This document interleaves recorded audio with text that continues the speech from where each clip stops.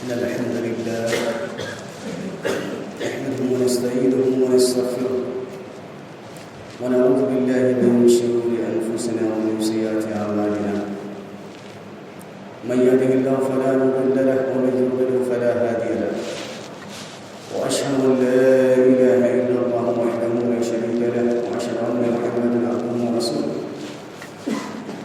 يا أيها الذين آمنوا اتقوا الله حق تقاته ولا تموتن إلا وأنتم مسلمون يا أيها الناس اتقوا ربكم الذي خلقكم من نفس واحدة وخلق منها زوجها وبث منهما رجالا كثيرا ونساء واتقوا الله الذي تساءلون به والأرحام إن الله كان عليكم رقيبا يا أيها الذين آمنوا اتقوا الله وقولوا قولا سديدا يصلح لكم أعمالكم ويغفر لكم ذنوبكم ومن يطع الله ورسوله فقد فاز فوزا عظيما أما بعد فإن خير الحديث كتاب الله وخير الهدي هدي محمد صلى الله عليه وسلم وشر الأمور محدثاتها وكل محدثة بدعة وكل بدعة ضلالة وكل ضلالة في النار فأعوذ بالله السميع العليم من الشيطان الرجيم بسم الله الرحمن الرحيم كل نفس ذائقة الموت ونبلوكم بالشر والخير فتنة وإلينا ترجعون. حاضرین جمعہ، بزرگوں، نوجوانوں، پردہ نشین خواتین اسلام، میری ماں اور بہنوں، ہر طرح کے حمد و ثنا اور کبریائی، بڑائی، بزرگی اس اللہ وحدہ لا شریک خالق کائنات مالک ارض و سما کے لیے ہے جس نے ہمیں پیدا کیا اور ہر طرح کی نعمتوں سے مالا مال کیا. سب سے بڑی نعمت اور دولت اس اللہ وحدہ لا شریک نے جو ہمیں عنایت فرمائی وہ یہ ہے کہ ہمیں مومن مسلمان بنایا، پیارے نبی حضرت محمد مصطفیٰ صلی اللہ علیہ وسلم کا پیروکار بنایا. اللہ تعالیٰ سے دعائیں کہ اللہ تعالیٰ ہمیں دین اسلام کو سب سے اہم قیمتی چیز سمجھ کر اس پہ قائم رہنے کی توفیق عطا فرما، اور جب ہماری وفات ہو اے پروردگار عالم ہم اپنی زبان سے کلمہ شہادت ادا کریں، آمین یا رب العالمین. درود و سلام کی برسات ہو اللہ تعالیٰ کے بھیجے گئے تمام نبی اور رسولوں پر، سب سے زیادہ اللہ کے آخری پیغمبر حضرت محمد مصطفیٰ صلی اللہ علیہ وسلم پر، جن کے ذریعے سے ہم مومن مسلمان ہیں. جن کے ذریعے سے اسلام دکھوں مصیبتوں پریشانیوں کے ذریعے سے پہنچا، جنہوں نے بہت قربانیاں دی، جنہوں نے دین اسلام کو پہنچانے کے لیے ہمارا فکر اور سوچ رکھی، اور یہی تمام نبیوں کی سنت رہی ہے۔ اللہ تعالی ہمیں نبی کریم صلی اللہ علیہ وسلم پر کثرت کے ساتھ عمل کرنے کی توفیق عطا فرما، آمین۔ اللهم صل على محمد وعلى آل محمد كما صليت على إبراهيم وعلى آل إبراهيم إنك حميد مجيد۔ اللهم بارك على محمد وعلى آل محمد كما باركت على إبراهيم وعلى آل إبراهيم إنك حميد مجيد۔ حاضرین جمعہ، آج کا جو موضوع خطاب ہے، ٹاپک، وہ ہے فتنوں کے دور میں ایک مومن مسلمان کا کردار۔ ویسے تو ہماری زندگی اللہ تعالیٰ نے عبادت کے لیے بنائی ہے، ہمیں اللہ تعالیٰ نے عبادت کے خاص مقصد کے لیے پیدا کیا ہے، اور ہم اللہ کی عبادت پہ قائم رہے، اس کے لیے نبی رسول آئے، انہوں نے قربانیاں دی اور اس دین پہ چل کے دکھایا، لہٰذا ایسے لوگ سعادت مند ہوئے، اللہ کے یہاں جنتوں میں اعلیٰ مقام حاصل کریں گے۔ اور جنہوں نے اس اطاعت فرما برداری اور فتنے میں پڑھ کر شیطان کی پیروی کی اور اسی پہ قائم رہے، اسی پہ وفات ہوئی، تو ایسے لوگ ذلت کے ساتھ موت کے وقت خسارہ اٹھائیں گے، حسرت افسوس اٹھاتے ہوئے قبر میں مارے جائیں گے، اور قیامت کے دن فرعون، حامان، قارون جیسے بد نصیبوں کے ساتھ جہنم میں اوندے منہ پھینک دیے جائیں گے۔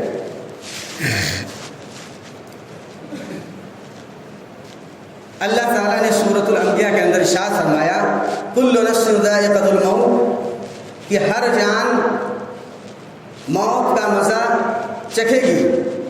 وَنَبْلُوكُمْ بِالشَّرِّ وَالْخَيْرِ فِتْنَةً وَإِلَيْنَا تُرْجَعُونَ، اور ہر جان کو، ہر مرد، ہر عورت کو ہم امتحان میں مبتلا کریں گے، آزمائش میں ڈالیں گے، شر کے ذریعے سے، تکلیف کے ذریعے سے، فقر و فاقہ کے ذریعے سے، اور اس کو ضرور آزمائیں گے مالداری کے ذریعے سے، خیر کے ذریعے سے، بھلائی کے ذریعے سے۔ وَإِلَيْنَا تُرْجَعُونَ، اور اے لوگوں تمہیں پلٹ کر ہماری طرف ہی آنا ہے۔ یہ ہماری زندگی گرچہ مصیبتوں پریشانیوں میں گزرے، گرچہ تکلیف و پریشانی میں گزرے، حضرات گرامی قدر، ہر حال میں اللہ کا شکر ادا کرنا چاہیے، اور یہ سوچنا چاہیے کہ اللہ تعالیٰ نے ہمیں منی کے حقیر قطرے سے انسان بنایا، مومن مسلمان بنایا، یہ اللہ کا کرم ہے۔ اگر اللہ سبحانہ و تعالیٰ ہمیں انسان نہ بناتا، عقل سے نہ نوازتا، مومن مسلمان نہ بناتا، تو ہم کیا تھے، ہماری کیا اوقات کی حیثیت تھی، یہ خود ہمیں نہ معلوم ہوتی، دنیا والوں کے سامنے کچھ معلوم نہ ہوتی۔ میرے بھائیوں، یہ اللہ کا کرم سمجھیے، اللہ کا احسان سمجھیے۔ کسی کے اندر اگر کوئی خیر بھلائی ہے، کوئی آدمی مالدار ہے، کوئی آدمی صاحب علم والا ہے، کوئی آدمی مقام والا ہے، اس کا اپنی نظروں میں بڑا بننا، اللہ کی نظروں میں یہ ویلو زیرو ہے، کوئی مقام نہیں ہے۔ یہ اللہ کا احسان و کرم ہے کہ وہ آزمائش کے لیے ان چیزوں میں ڈالا گیا ہے۔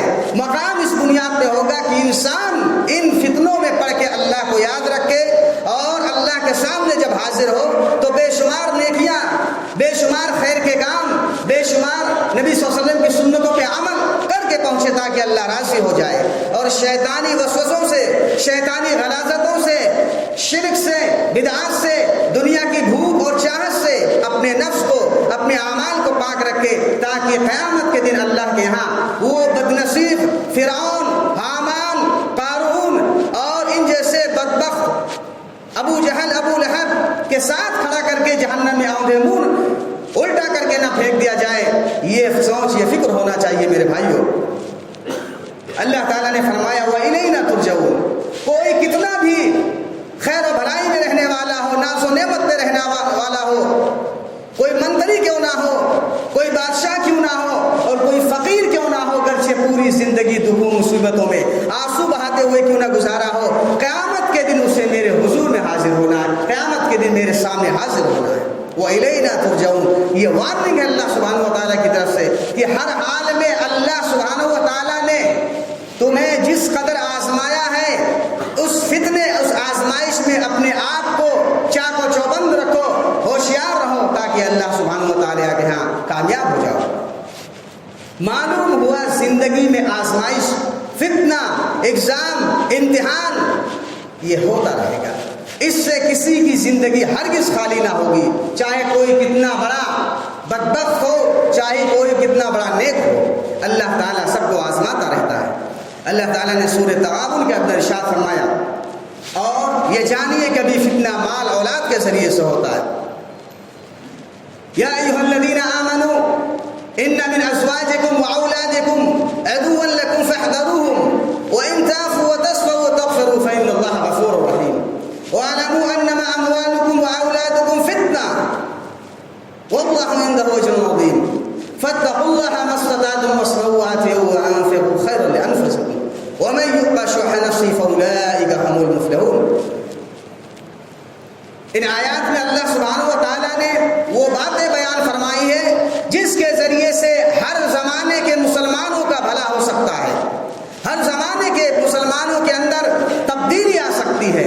محمد رسول اللہ صلی اللہ علیہ وسلم کے زمانے میں کچھ لوگ ایمان لائے تو ان کی بیویاں اور بچے جو کافر تھے، اسلام نہیں لائے تھے، ان کی محبت نے مدینہ میں جانے سے روک دیا۔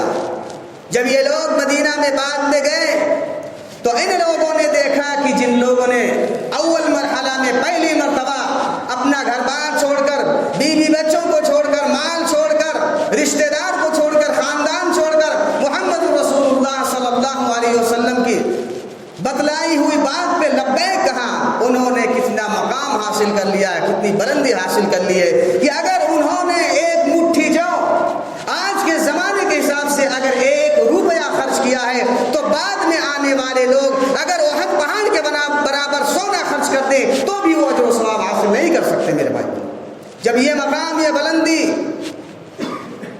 یہ عزت، یہ تکریم اللہ کی نظروں میں ان لوگوں نے حاصل کر دیا تو بعد میں جن لوگوں نے ہجرت کی، انہوں نے کہا ہم اپنی بیویوں کو، بچوں کو ضرور سزا دیں گے۔ اللہ تعالیٰ نے فرمایا میرے بندو ایسا ہرگز نہ کرو، یہ ضرور تمہاری بیویاں، تمہاری اولاد یہ تمہارے دشمن ہیں، لیکن ان کے اندر سدھار پیدا ہو، ان کے اندر بدلاؤ آئے، اس لیے نرمی کا معاملہ کرو، انہیں سمجھاؤ۔ جب اللہ خود معاف کرنے والا ہے تم کیوں نہیں کر سکتے؟ لیکن اللہ تعالیٰ نے آگے بیان فرمایا وَاعْلَمُوا أَنَّمَا أَمْوَالُكُمْ وَأَوْلَادُكُمْ فِتْنَةٌ، یہ ضرور تمہارے لیے دشمن تھے، ضرور تمہارے لیے آزمائش کا ذریعہ تھا، لیکن یہ تمہارے لیے آزمائش کا ذریعہ ہیں، اسے اپنے دلوں میں بٹھا کر رکھو، اسے ہمیشہ یاد رکھو۔ وَاعْلَمُوا أَنَّ اللَّهَ عِندَهُ أَجْرٌ عَظِيمٌ، اور اللہ کے پاس ہی بڑا اجر ہے، بہت زیادہ خیر و بھلائی اللہ کے پاس ہے۔ باقی ہر کوئی خیر و بھلائی سے خالی ہے، ہر کسی کے پاس اگر کوئی خیر ہے، کوئی مال ہے، وہ ختم ہونے والا ہے، لیکن اللہ کے پاس جو جنت ہے وہ کبھی ختم ہونے والی نہیں۔ اللہ سبحانہ و تعالیٰ فرما رہا ہے اے ایمان والو، جتنا ہو سکے سنو، جتنا ہو سکے اللہ اس کے رسول کی اطاعت کرو اور اپنا مال خرچ کرتے رہو، یہ تمہیں فتنے سے بچا کر دے۔ یہ مال خرچ کرنے سے آدمی فتنے سے محفوظ رہے گا، اور جو آدمی نفس کی بخیلی سے، کنجوسی سے بچا لیا گیا تو کامیاب ہو گیا۔ اور اگر تم اپنا مال اللہ کے یہاں خرچ کرو تو اللہ تعالیٰ اس کو بطور قرض اپنے پاس رکھے گا، قیامت کے دنوں سے خوبصورت اجر و ثواب کی شکل میں عنایت فرمائے گا۔ اور اللہ سبحانہ و تعالیٰ قدردان ہے، اللہ سبحانہ و تعالیٰ حکمت والا ہے، جاننے والا ہے۔ حضرات گرامی قدر، یہ انسان ان آزمائشوں میں مبتلا ہو کے اپنے رب کو بھول جاتا ہے۔ اللہ تعالیٰ نے سورہ آل عمران میں ارشاد فرمایا آیت نمبر 14 کے اندر زُيِّنَ لِلنَّاسِ حُبُّ الشَّهَوَاتِ مِنَ النِّسَاءِ وَالْبَنِينَ وَالْقَنَاطِيرِ الْمُقَنطَرَةِ مِنَ الذَّهَبِ وَالْفِضَّةِ وَالْخَيْلِ الْمُسَوَّمَةِ وَالْأَنْعَامِ وَالْحَرْثِ ذَلِكَ مَتَاعُ الْحَيَاةِ الدُّنْيَا وَاللَّهُ عِندَهُ حُسْنُ الْمَآبِ، کہ لوگوں کے دل و دماغ میں مال کی، عورتوں کی محبت، اولاد کی محبت، سونے اور چاندی کے جمع کیے ہوئے ڈھیر خزانے اور خوبصورت قیمتی سے قیمتی گھوڑے آج کے زمانے میں سمجھ لیجئے مہنگی سے مہنگی کار گاڑیاں، اور اسی طریقے سے اللہ سبحانہ و تعالیٰ فرما رہا ہے کھیتیاں، چوپائے جانور، یہ سب کی محبت اے لوگوں تمہارے دلوں میں پلا دی گئی ہے، تمہارے دلوں میں رکھی گئی ہے۔ لیکن اللہ تعالیٰ فرما رہا ہے ذَلِكَ مَتَاعُ الْحَيَاةِ الدُّنْيَا، عربی زبان میں متاع کہتے ہی ہیں ایک متعین اور فکس مدت تک کے لیے، ٹائم کے لیے فائدہ اٹھانے والی چیز۔ اللہ کے رسول نے ارشاد فرمایا الدنیا کلھا متاع، دنیا تمام کی تمام فائدہ اٹھانے والی ایک متعین اور فکس وقت تک فائدہ اٹھانے والی چیز ہے۔ وخیر متاع الدنیا المرأۃ الصالحہ، اور مسلمانوں جانو سب سے زیادہ اس دنیا سے اگر کوئی چیز فائدہ اٹھانے کی خوبصورت چیز ہے تو نیک خاتون ہے، نیکی لیے۔ اللہ تعالیٰ نے بیان فرمایا کہ مسلمانوں یہ تمام چیزیں ایک متعینہ مدت تک فقط فائدہ اٹھانے کے لیے، بس جب دنیا ختم ہو جائے گی، چاند ستارے ختم ہو جائیں گے، تم خود سڑگل جاؤ گے، دنیا کی کوئی چیز باقی نہ رہے گی، تمہارا وجود خود ختم ہو جائے گا، تو ان چیزوں کے پیچھے لگ کر فتنے میں مبتلا ہو کر وہ جنت، وہ اجر و ثواب، وہ نعمتیں، وہ اللہ سبحانہ و تعالیٰ کا دیدار جو خوبصورت کر دے، وہ رسول کی صحبت، وہ جنت کے اندر تمہیں بہتر سے بہتر محلات، اونچی سے اونچی بلڈنگیں، چاندی کے محل، سونے کے گھر، یہ تمام خوبصورت چیزیں جو اللہ تعالیٰ نے رکھی ہیں، کیوں انہیں تم ہلاک کرے ہو، برباد کرے ہو اپنی اس دنیا کی چاہت کی وجہ سے؟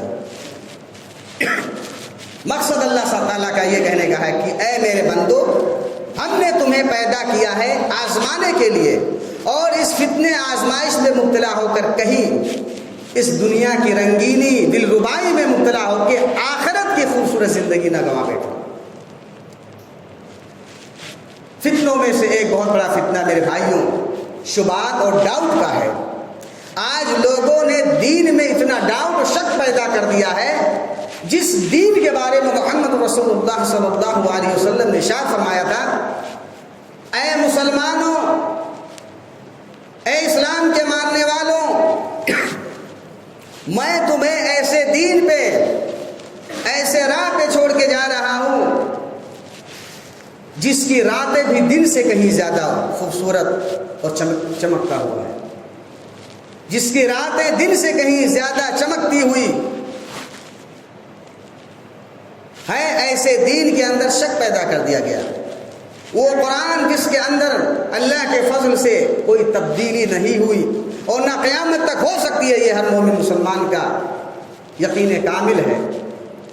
میرے بھائیوں، آج ایسے قرآن کی موجودگی میں اور وہ حدیثیں جس کے لیے اللہ تعالیٰ نے بے شمار محدثین کرام کو پیدا کیا ہے، جنہوں نے لاکھوں لوگوں کی زندگی کے بارے میں محنت کر کے ان کی زندگی کے بارے میں ریسرچ کیا، تفصیلی جانکاری اکٹھا کی، اس کو حفظ کیا، یاد کیا، اور اپنا سب کچھ گنوا کر فقیرانہ زندگی گزارتے ہوئے عوام تک پہنچایا۔ ایسے دین کے بارے میں اتنے شکوک و شبہات ڈال دیے گئے ہیں کہ دین علماء کے سمجھنے کا کام ہے، عوام نہیں سمجھ سکتے۔ قرآن اور نبی صلی اللہ علیہ وسلم کے فرمان میں ڈاؤٹ پیدا کر دیا گیا۔ میرے بھائیوں، یہ شیطان کا سب سے بڑا حربہ اور یہ سب سے بڑا فتنہ ہے، جس کے اندر گھر کر اکثر مسلمان راہ حق سے، نبی کریم صلی اللہ علیہ وسلم کی سنت سے دور ہو گئے۔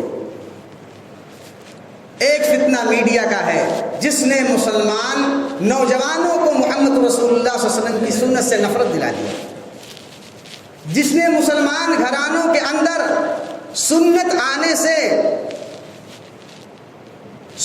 کے آنے سے نفرت دلا دی۔ میرے بھائیوں، آج میڈیا کا اکثر استعمال، چاہے واٹس ایپ ہو، چاہے فیس بک ہو، یا کوئی بھی چیزیں ہوں، حقیقت مانیے، سچ مانیے میرے بھائیوں، لوگ اس کا غلط استعمال کرتے ہوئے، اس فتنے کا شکار ہوتے ہوئے اپنا اجر و ثواب اللہ سبحانہ و تعالیٰ کے یہاں بلند مقام برباد کر رہے ہیں، اور اپنے لیے دنیا کے اندر اندر ذلت، بے چینی، ہلاکت، جسمانی بیماری، اور قبر کے اندر سخت ترین عذاب کا سامان مہیا کر رہے ہیں اور اس میں خوشی محسوس کر رہے ہیں۔ کسی کو کوئی فکر نہیں کہ یہ فتنہ ہمیں کہاں تک برباد کر چکا ہے۔ ایک فتنہ میرے بھائیوں مسلمانوں کا گروہوں میں، فرقوں میں تقسیم ہونا ہے، اور ہر گروہ، ہر فرقہ کل حزب بما لدیہم فرحون، کہ ہمارے پاس سب سے اچھا دین ہے، ہمارے پاس سب سے اچھا دین ہے، جبکہ اللہ اس کے رسول صلی اللہ علیہ وسلم کا فرمان ہے کہ قرآن اور نبی صلی اللہ علیہ وسلم کی سنتوں کی پیروی کرو اور اسی میں کامیابی ہے، اسی کے متعلق تمہیں اللہ تعالیٰ پوچھے گا۔ باقی کسی امام، کسی پیر، کسی کے بارے میں اللہ نہیں پوچھے گا۔ پوچھے گا اللہ سبحانہ و تعالیٰ تو قرآن کے بارے میں اور محمد رسول اللہ صلی اللہ علیہ وسلم کے فرمان کے بارے میں۔ اس کے باوجود فرقہ بندی میں مبتلا ہو کر اس فتنے نے مسلمانوں کو برباد کر کے رکھ دیا ہے۔ اسی طریقے سے میرے بھائیوں، نبی کریم صلی اللہ علیہ وسلم نے بعض فتنوں کے بارے میں بیدار کرتے ہوئے فرمایا کہ بعض ایسے فتنے رونما ہوں گے کہ ایمان بچانا مشکل ہوگا۔ آدمی چند دنیا کے سکوں کے عوض میں اپنے ایمان کو بیچ دے گا اور خوشی محسوس کرے گا۔ آج میرے بھائیوں ہمارے سماج و معاشرے میں ہو رہا، لوگ اپنا ایمان، اپنا دین دوستی کے نام پہ بیچ دے رہے ہیں، رشتہ داری نبھانے کے نام پہ اپنا دین برباد کر رہے ہیں۔ اللہ کے رسول نے فرمایا بادروا بالاعمال فتنہ کقطع اللیل المظلم، مسلمانوں اچھے کام کر لو اس سے پہلے کہ رات کی تاریکی کے مانند فتنے پیدا ہونے لگے۔ یصبح الرجل مؤمنا ویمسی کافرا اور یمسی مومنا ویصبح کافرا یبیع دینہ بعرض من الدنیا۔ اللہ کے رسول نے فرمایا آدمی صبح ہوگا تو مومن کی حالت میں، شام کرے گا تو کافر ہو جائے گا، یا آدمی شام کو مومن کی حالت میں رہے گا، جو ہی صبح ہوگا آدمی کافر ہو جائے گا۔ دنیا کی معمولی قیمت کے عوض میں اپنے دین کو بیچ دے گا۔ میرے بھائی، جس دین کے لیے محمد رسول اللہ صلی اللہ علیہ وسلم نے اپنے چچا کی قربانی دی، اپنی بیٹی کی قربانی دی، اپنے صحابہ کی قربانی دی، جس کے لیے یونس علیہ السلام، جس کے لیے یوسف علیہ السلام، جس کے لیے زکریا علیہ السلام، بلکہ تمام نبیوں نے قربانی دی، گالی کھائی، مار کھایا، ان کی عزتوں سے کھلواڑ کیا گیا، لیکن دین پہ جمے رہے۔ آج ہمارے سماج و معاشرے میں لوگ فتنے میں پڑ کر اپنے دین کو برباد کر رہے ہیں اور ذرا بھی خبر نہیں۔ صحیح بخاری کے اندر آتا ہے، ام سلمہ کہتی ہیں رضی اللہ تعالی عنہ، ایک مرتبہ محمد رسول اللہ صلی اللہ علیہ وسلم میرے ہاں تشریف فرما تھے۔ آدھی رات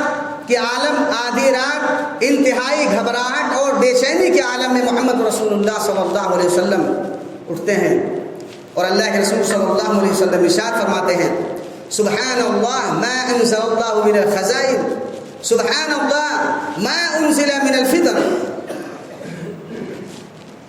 کہہ دیا اللہ کے رسول فرماتے ہیں اللہ سبحانہ و تعالیٰ کی ذات پاک ہے، اللہ تعالیٰ نے آج کتنے خزانے اتارے ہیں آج کی رات، اللہ کی ذات پاک ہے، آج کی رات کتنے فتنے آسمان سے اترے ہیں۔ کہتے ہیں اللہ کے رسول فرماتے ہیں من یوقظ صواحب الحجرات، من یوقظ صواحب الحجرات یرید ازواجہ لکی یصلینا رب کاسیات فی الدنیا آریت یوم آریت فی الاخرہ۔ اللہ کے رسول فرماتے ہیں کون ہے جو میری بیویوں کو، کیونکہ اللہ کے رسول صلی اللہ علیہ وسلم کے ماتحت ایک وقت میں 9 بیویاں تھیں، کون ہے جو میری بیویوں کو جائے آدھی رات میں جگائے تاکہ وہ نماز پڑھ لے، تاکہ وہ خیر کے کام کر لے۔ اللہ کے رسول فرماتے ہیں ربا کاسیۃ فی الدنیا، بہت ساری عورتیں جو دنیا میں خوب کپڑا پہننے والی ہیں، اچھے سے اچھا لباس پہننے والی ہیں، عاریۃ فی الآخرہ، قیامت کا دن ہوگا کہ وہ ننگی ہوں گی۔ یہ محمد رسول اللہ صلی اللہ علیہ وسلم ارشاد فرما رہے ہیں، صحیح بخاری کی روایت ہے۔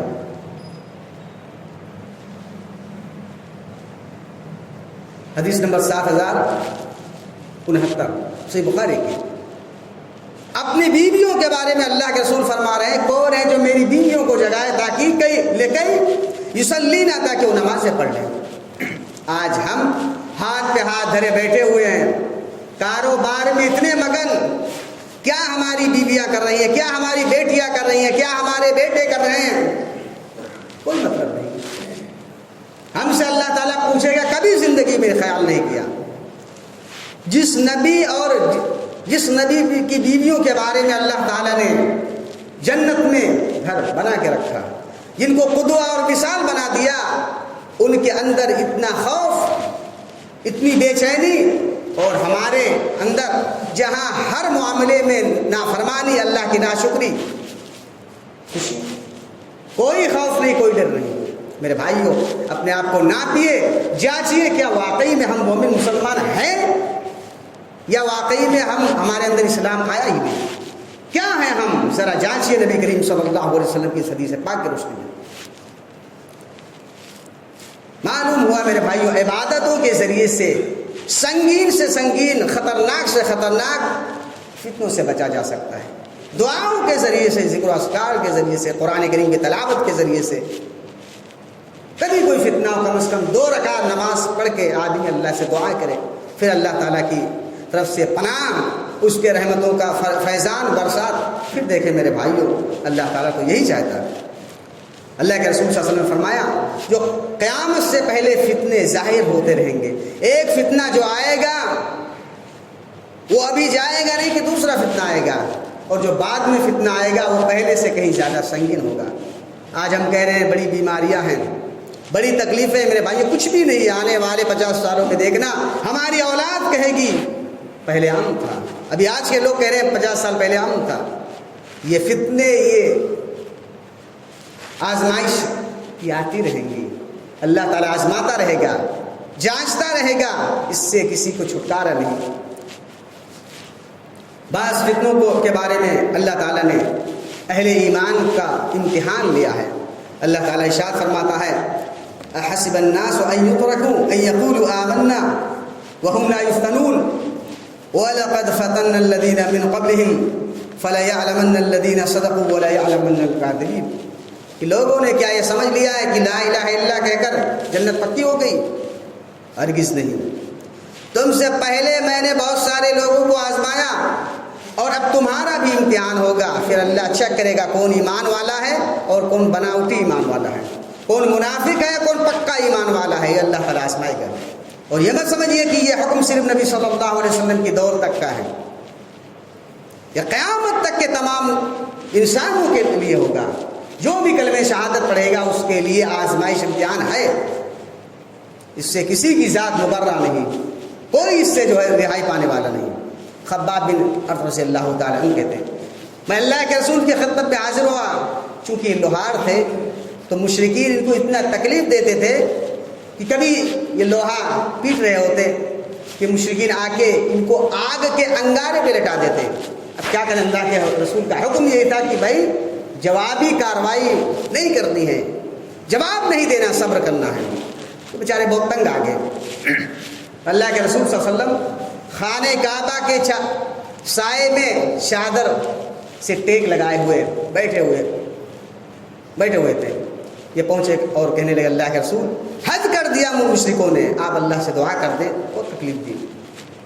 اللہ کہتے ہیں اللہ کے رسول صلی اللہ علیہ وسلم اٹھ کر بیٹھ گئے اور آپ کا چہرہ مبارک سرخ ہو گیا اور کہا، تم اتنی سی آزمائش پر وہ آہو بکا کرنے لگے، چیخنے لگے، ارے تم سے پہلے تو ایسے آدمی کی زندگی بھی مثالی ہے کہ جس کی قوم نے ایمان لانے کے جرم کیا تھا؟ ایمان لانا، اللہ کو ایک ماننا اور اس پہ قائم رہنا، کسی کو گالی نہیں دینا، کسی کو تکلیف ہے تکلیف دور کر دینا، کوئی بھوکا ہے کھانا کھلا دینا، کوئی کسی کو تکلیف دیتا ہے اس کو منع کرنا، یہ کام تھا اللہ کو ایک ماننا، لوگوں کو یہ حکم دینا چوری نہیں کرنی، زنا نہیں کرنی ہے، ماں باپ کا احترام کرنا ہے، بڑوں کی عزت کرنی۔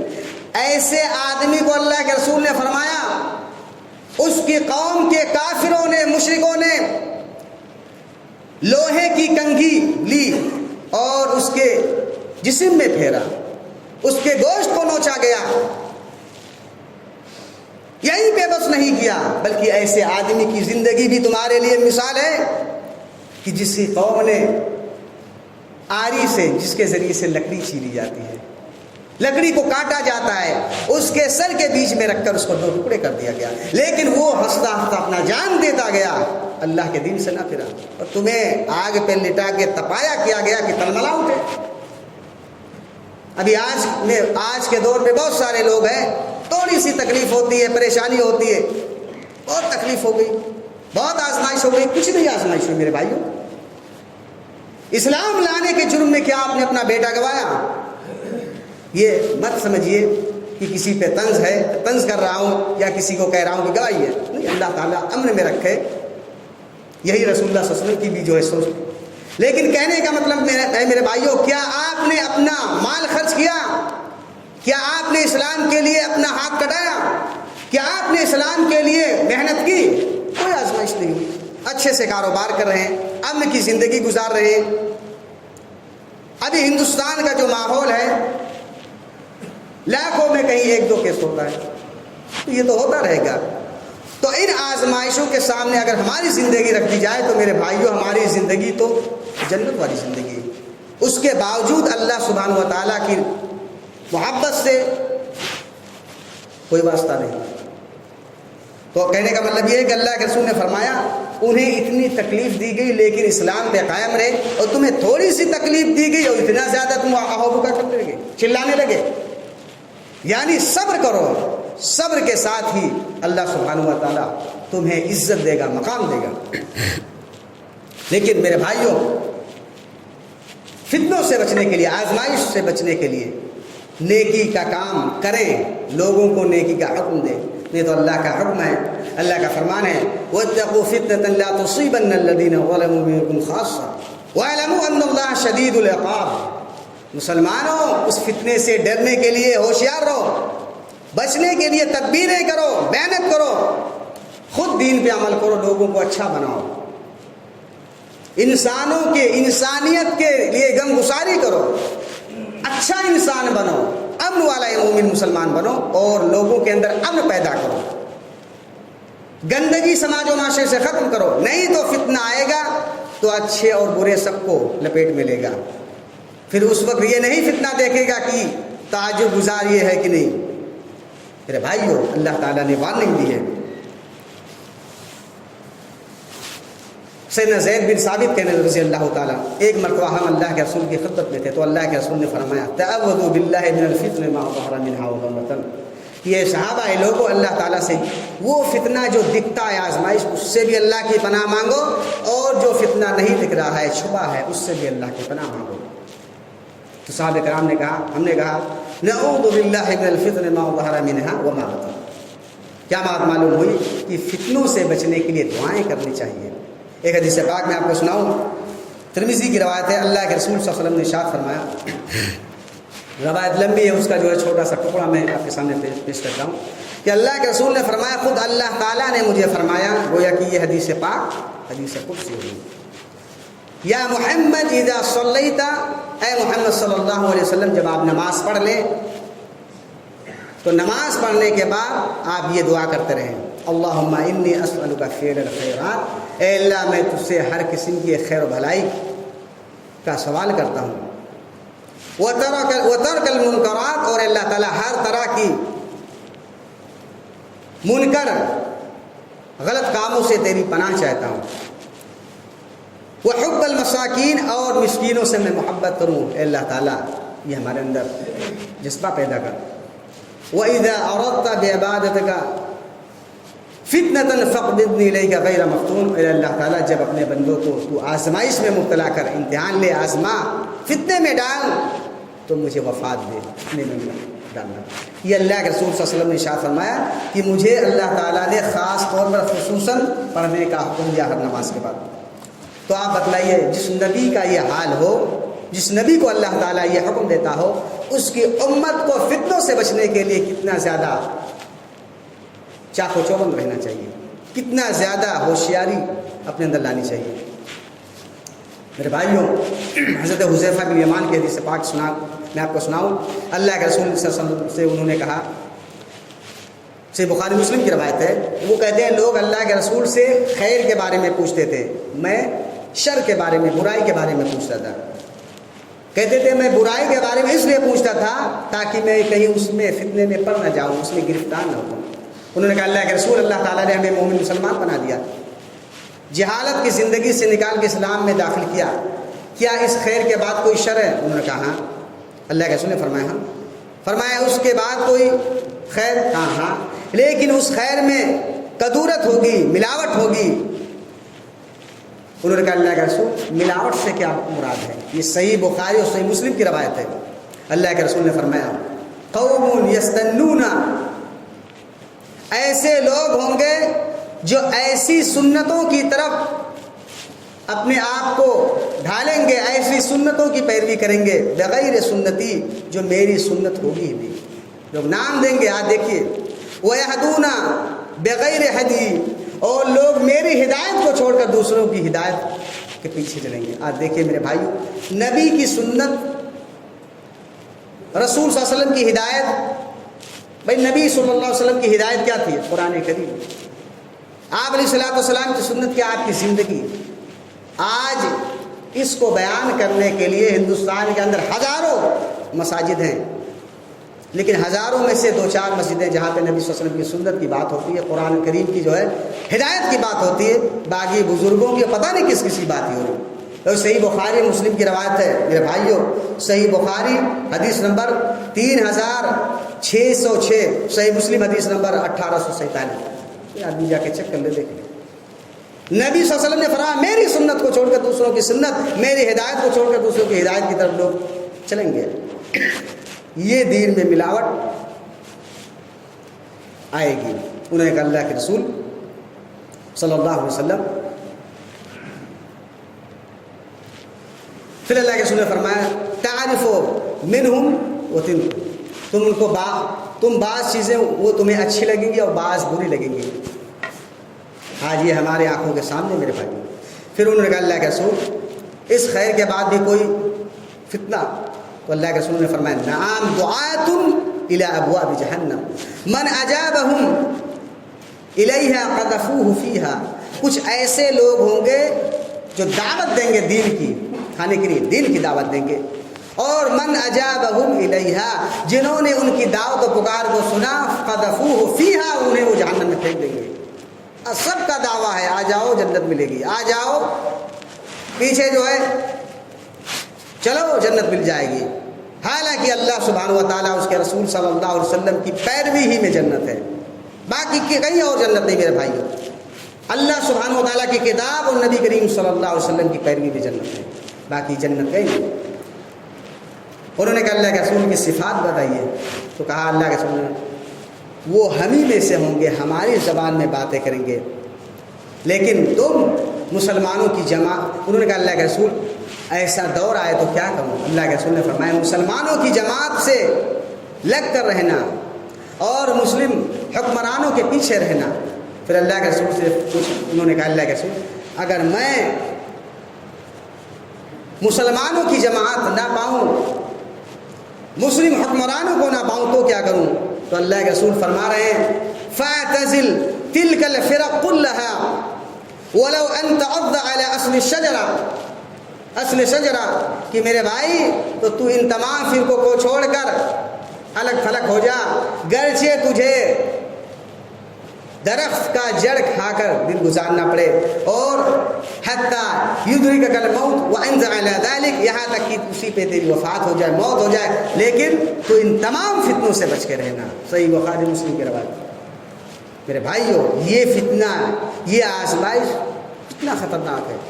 کتنا ڈینجرس ہے. لیکن آج مسلمانوں نے اس فتنے کو سمجھا ہی نہیں ہے. نبی کی سنت، قرآن کی ہدایت کو آج لوگوں نے فتنہ سمجھ لیا، اور جو فتنہ ہے اسے سنت سمجھ لیا. یہ ہے میرے بھائیوں ہمارے سماج و معاشرے میں پیدا ہوا. آخری 2 باتیں کہہ کے میں اپنی بات ختم کرتا ہوں میرے بھائیوں. لیکن العبادۃ فی الحرج فی الحل کا ہجرت الیہ، یہ صحیح مسلم کی روایت ہے. آپ یقین مانیے جب بھی فتنہ ہوگا، جب بھی آزمائش ہوگی میرے بھائیوں، اللہ کی عبادت کرنا، قرآن کی تلاوت کرنا، ذکر و اذکار کرنا. صحیح مسلم کی روایت ہے کہ مسلمانوں فتنوں کے ایام میں، آزمائش کے دور میں اگر تم عبادتوں سے لگے رہو گے تو اس کا وہی اجر و ثواب ہے گویا کہ تم اپنا گھر بار، اپنی بیویوں کو، بچوں کو، اپنے گاؤں والوں کو، اپنا کھیت کھلیان چھوڑ کر محمد رسول اللہ صلی اللہ علیہ وسلم کے شہر چلے گئے ہو. گویا کہ محمد رسول اللہ صلی اللہ علیہ وسلم زندہ ہیں، اور جو اجر و ثواب اپنا گھر بار چھوڑ کر محمد رسول اللہ صلی اللہ علیہ وسلم کے شہر میں جانے سے ملے گا. اے مسلمانوں، فتنے اور آزمائش کے دور میں دین پہ جمے رہنا، ذکر و اذکار پہ جمے رہنا، میری سنت پہ جمے رہنا، قرآن کی تلاوت پہ جمے رہنا. پروردگار عالم تمہارے اعمال کو انہی اجر و ثواب سے خوبصورت بنا دے گا. انہی اجر و ثواب سے اللہ سبحانہ و تعالیٰ تمہارے میزان کو، ترازو کو قیامت کے دن وزن کر دے گا میرے بھائیوں.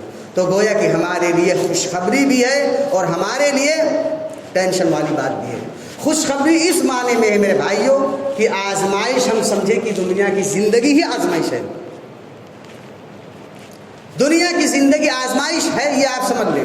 دوسری یہ کہ ان آزمائشوں کے ذریعے سے ہی کامیابی مل سکتی ہے. اللہ کے رسول نے فرمایا وَاعْلَمْ أَنَّ النَّصْرَ مَعَ الصَّبْرِ، جانو مسلمانوں جان لو کہ اللہ مدد جب ہی کرے گا جب صبر کرو گے. صبر نہیں کرو گے اللہ تعالیٰ مدد کرے گا ہی نہیں، نفرت کرے گا اللہ تعالیٰ. اللہ تعالیٰ پھر نفرت کرے گا، ناراض ہوگا. تمہارے اندر اللہ نے صلاحیت دی ہے کہ آپ برداشت کر سکتے ہیں، صبر کر سکتے ہیں، اور اس کے بعد وہ صبر نہ کریں. اللہ کو لوگ گالی دیتے ہیں، ہوا اللہ چلاتا ہے، پانی اللہ پلاتا ہے، سب کچھ اللہ تعالیٰ کرتا ہے، سب جانتے ہیں. کافر مانگتے ہیں، پوچھو اللہ کرتا ہے. لیکن وہ عیسیٰ علیہ السلام کو کہہ کر اللہ کا بیٹا اللہ کو غصہ کر رہے ہیں. قرآن کہتا ہے اتنی بڑی بات اور بڑی گالی دے رہے ہیں کہ پہاڑ قریب ہے کہ پہاڑ پھٹ جائے، زمین کا جو ہے کلیجہ شک ہو جائے. کیا سمجھتے ہیں آپ؟ کون برداشت کر رہا ہے؟ اللہ تعالیٰ. اور ہمیں اللہ نے آزمائش کے لیے پیدا کیا، کوئی برداشت نہیں. اور اللہ کے رسول فرما رہے ہیں وَأَنَّ الْفَرَجَ مَعَ الْكَرْبِ، جب بھی تکلیف آئے گی تبھی جا کے تمہیں کامیابی ملے گی. اور وَأَنَّ مَعَ الْعُسْرِ يُسْرًا، اور مسلمانوں جب تنگی آئے گی تو اللہ تعالیٰ آسانی کرے گا. کوئی بھی آدمی کاروبار کرے، جب تک وہ محنت نہیں کرے گا، پر ٹھوکریں نہیں کھائے گا، کامیاب نہیں ہو سکتا ہے. جس کے ماں باپ کروڑ پتی ہیں اس کو پیسہ دے دے کہ جا کاروبار کر، 4 دن کے بعد 1 سال کے بعد کٹورا لے کے بھیک مانگے گا. اور جس کو تکلیف پریشانی پہنچی ہے اس کو اگر کچھ پیسہ مل جائے 1 سال کے اندر سب سے جو آگے نکل جاتا ہے. کیوں؟ تکلیف پہنچنے پہ میرے بھائیو آدمی کامیابی حاصل کرتا ہے. اسی لیے اللہ تعالیٰ نے ارشاد فرمایا، میں نے آپ کو مثال دیا، لیکن اللہ اس کے رسول نے فرمایا کامیابی، کامرانی، تکلیف، مصیبت، پریشان و فتنے میں صبر کر کے ہی حاصل کی جا سکتی ہے. اللہ تعالیٰ سے دعا کہ اللہ تعالیٰ ہمیں عمل خیر کی توفیق سے نواز. اے اللہ سبحانہ و تعالیٰ ہماری زندگی جو آزمائش ہے، اے اللہ تعالیٰ ان آزمائشوں میں ہمیں صبر کرنے کی توفیق عطا فرما. اے اللہ سبحانہ و تعالیٰ دشمنوں نے سماج، معاشرے اور قوم کے اندر اللہ تعالیٰ انسانیت کو حیوانیت میں تبدیل کر دیا. اے اللہ سبحانہ و تعالیٰ ہمیں محمد رسول اللہ صلی اللہ علیہ وسلم کی سراپا زندگی سنت کے ذریعے سے قوم، سماج، معاشرے میں، اپنے ملک میں امن پیدا کرنے کی توفیق عطا فرما، ان سنتوں کو عام کرنے کی توفیق عطا فرما. اے اللہ سبحانہ و تعالیٰ جب بھی ہمیں مصیبت پریشانی ہو، اے اللہ تعالیٰ ہمیں صبر کرنے کی توفیق عطا فرما. اے اللہ تعالیٰ جن حضرات کا کاروبار بہتر نہیں ان کا کاروبار بہتر کر دے. اے اللہ تعالیٰ جن حضرات کو اولاد دے، اے اللہ تعالیٰ انہیں نیک صالح اولاد سے نواز. اے اللہ تعالیٰ جو حضرات بیماری میں مبتلا ہیں انہیں شفائے کاملہ واجلہ عطا فرما. اے اللہ تعالیٰ جو حضرات اپنے ماں باپ کی خدمت کرتے ہیں اللہ تعالیٰ ان کے لیے جنت لکھ دے. اے اللہ تعالیٰ جو لوگ اپنے ماں باپ کی نافرمانی کرتے ہیں انہیں رونے اور انہیں اپنے ماں باپ کی خدمت کرنے کی توفیق عطا فرما. اے اللہ تعالیٰ جب تک زندہ رکھ، دین اسلام پہ زندہ رکھ، اور جب ہماری وفات ہو کلمہ شہادت ہم اپنی زبان سے ادا کریں. آمین. الحمد لله نحمده ونستعينه ونستغفره ونعوذ بالله من شرور انفسنا ومن سيئات اعمالنا من يهده الله فلا مضل له ومن يضلل فلا هادي له وأشهد أن لا إله إلا الله وحده لا شريك له وأشهد أن محمدا عبده ورسوله. أما بعد فإن خير الحديث كتاب الله وخير الهدي هدي محمد صلى الله عليه وسلم وشر الأمور محدثاتها وكل محدثة بدعة وكل بدعة ضلالة وكل ضلالة في النار. فأعوذ بالله السميع العليم من الشيطان الرجيم. بسم الله الرحمن الرحيم. إن الله وملائكته يصلون على النبي يا أيها الذين آمنوا صلوا عليه وسلموا تسليما. اللهم صل على محمد وعلى آل محمد كما صليت على إبراهيم وعلى آل إبراهيم إنك حميد مجيد. اللهم بارك على محمد وعلى آل محمد كما باركت على إبراهيم وعلى آل إبراهيم إنك حميد مجيد. عباد الله رحمكم الله، إن الله يأمر بالعدل والإحسان وإيتاء ذي القربى وينهى عن الفحشاء والمنكر والبغي يعظكم لعلكم تذكرون.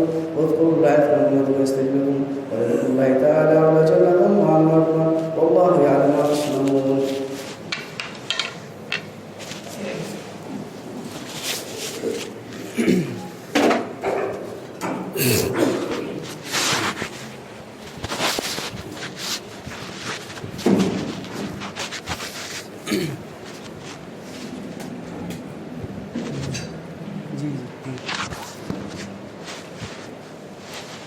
الله أكبر الله أكبر. أشهد أن لا إله إلا الله أشهد أن محمدا رسول الله. حي على الصلاة حي على الفلاح قد قامت الصلاة قد قامت الصلاة. الله أكبر الله أكبر لا إله إلا الله.